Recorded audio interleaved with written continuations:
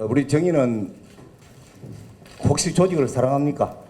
네, 대단히 사랑하고 있습니다. 사랑합니까? 예. 혹시 사람이 충성하는 건 아니에요? 저는 사람에 충성하지 않기 때문에 예. 제가 오늘도 이런 말씀을 드리는 겁니다. 사람에 충성하지 않는다. 권력자에게 줄 서지 않는다는 이 한마디가 검사 윤석열을 대선 후보 윤석열로 키웠습니다.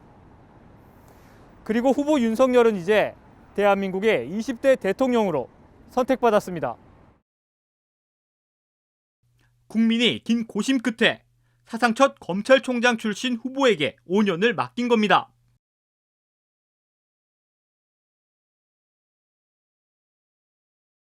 윤 당선인은 26년 동안 검사였습니다. 중간에 1년간 잠시 변호사를 한 걸 빼곤 내내 검사로 산 겁니다. 검찰 내에선 강골로 통했습니다. 특수부 검사로 거물급 인사를 줄줄이 구속시켜섭니다. 하지만 처음부터 검사를 꿈꾼 건 아니었습니다. 1960년생인 윤석열 당선인은 서울에서 나서 자랐습니다. 어린 윤석열을 친구들은 이렇게 기억합니다. 선생님 이제 뭐 안 적어놓는 놈 기업 준다. 애들 좀 공부 분위기 잡는다고 그 수업 그 면학 분위기 방해하는 애들 적어내라. 뭐 그런 게 있었죠. 근데 그때는 윤석열 이 친구는 그때 이제 학교 제1기장을 보니까 걔는 백지를 적어냈던 것 같아요. 성장 과정에선 아버지의 영향이 컸다고 말합니다. 아버지는 윤기중 연세대 명예교수, 소득 불평등 문제를 연구해온 통계학계의 원로입니다. 이 때문인지 윤 당선인도 처음엔 경제학도를 꿈꿨습니다. 하지만 대입을 앞둔 아들에게 윤 교수는 구체성 있는 학문을 하라고 조언했고 윤 당선인은 법대로 진로를 바꾸게 됩니다. 당시 윤 교수가 건넨 책이 밀턴 프리드먼의 선택할 자유. 자유시장과 작은 정부를 강조한 이 책이 자신의 가치관 형성에 큰 영향을 끼쳤다는 게 윤 당선인의 설명입니다.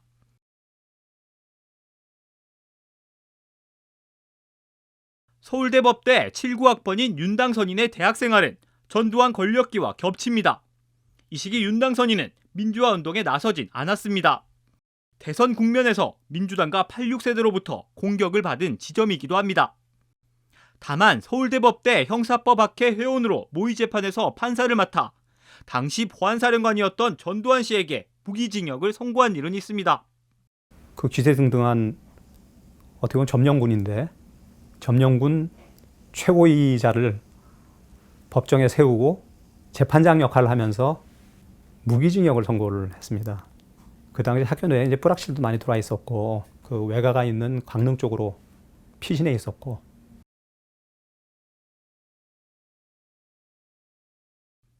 윤 당선인은 사법시험 준비를 오래 했습니다. 1982년 1차에 붙은 뒤 2차에 붙기까지 9년이 걸린 겁니다.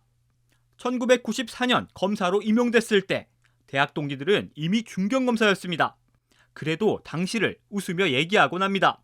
저희 아버지는 뭐 제가 뭐 고시 떨어지고 뭐 이래도 저녁에 이렇게 들어오시면은 아버지하고 이렇게 반주도 좀 하시면은 저도 조금 얻어먹고 너 고시 공부 언제 하냐 이런 얘기를 또 잘 안 하세요.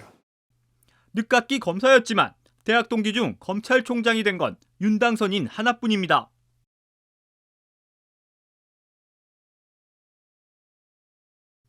특수통 윤석열 검사는 박근혜 정부였던 2013년 경랑에 휘말립니다. 이명박 정부 국가정보원이 정권 재창출을 위해 조직적으로 개입했던 국정원 댓글 사건. 이 사건에 특별수사팀을 이끌다 겪은 검찰 지휘부의 수사방해를 국감장에서 폭로하면서입니다.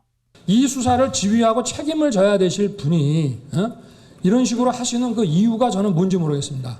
저는 사람에 충성하지 않기 때문에 예. 제가 오늘도 이런 말씀을 드리는 겁니다. 이 일로 수사권을 빼앗긴 윤 당선인은 한직을 전전합니다. 하지만 결론적으로 윤 당선인을 정치의 길로 이끈 게 바로 당시의 고난이었습니다.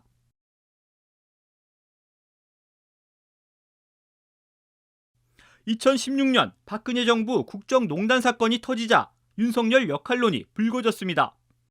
그리고 대전 고검에 내려가 있던 검사 윤석열은 실제로 복귀합니다. 특검이 열리고 수사팀장으로 참여한 겁니다. 촛불 집회의 열기는 특검 전체 그리고 윤당선인에 대한 응원으로도 이어졌습니다. 박근혜는 퇴진하라! 그 촛불의 힘으로 탄생한 문재인 정부에서 윤당선인이 결국 검찰의 수장, 즉 총장에 오릅니다. 우리 청와대든 또는 뭐 정부든 또는 집권 여당이든 만에 하나 권리권 비리가 있다면 정말 이렇게 엄정한 그런 자세로 이렇게 임해 주시기를 바라고요. 하지만 이른바 조국 사태를 겪으며 검찰총장 윤석열은 다시 한번 정부와 충돌합니다. 입시 비리와 뇌물수수 혐의로 조국 전 장관을 검찰이 기소한 겁니다. 과잉 수사다, 아니다, 성역 없는 수사다.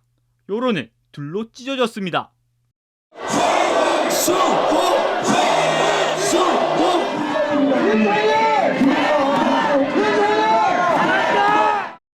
민주당 출신 추미애 법무장관이 임명되면서 갈등은 극단으로 치닫습니다. 검찰총장은 법무부 장관의 부하가 아닙니다. 윤석열 정의는 선택적 정의라고 생각합니다. 안타깝게도 윤석열이 갖고 있는 정의감, 그것도 선택적 의심 아니십니까? 과거에는 저에 대해서 안 그러셨지 않습니까? 정치권 진출 가능성을 처음으로 밝힌 것도 이런 갈등의 한가운데서였습니다. 국민들을 위해서 어떻게 봉사할지 퇴임하고 나서 한번 생각해 보겠습니다. 지금은 제가 네. 글쎄 그거는 뭐 제가 지금 말씀드리기 어렵습니다. 네. 그리고 실제로 임기 142일을 남기고 총장 자리에서 내려왔습니다.